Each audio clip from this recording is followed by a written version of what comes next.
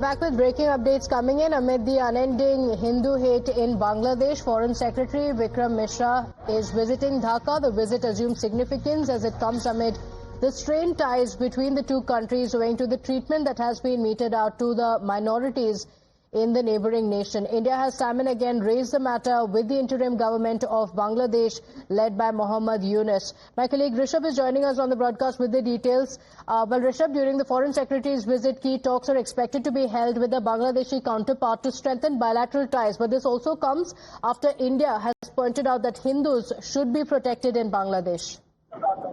Well, definitely, Vikram Misri, India's top diplomat and foreign secretary, has landed in Dhaka. He was welcomed by India's High Commissioner Pranay Verma at the airport, the Dhaka International Airport. And, this visit is the first high-profile visit by from India to Bangladesh post the whole, post the whole ouster of Prime Minister Sheikh Hasina in August.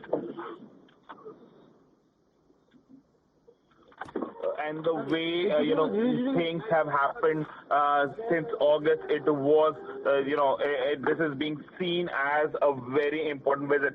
Remember, while India and Bangladesh both maintain that India and Bangladesh have multifaceted, relationship and a lot needs to be discussed, but the priority would be persecution of minorities and especially Hindus in Bangladesh. Remains to be seen how things unfold, but it would be interesting to see what India puts on table. India has gone with a full dossier of the atrocities unleashed against minorities in Bangladesh since 5th of August, and India would ask the interim government to act swiftly on the issue.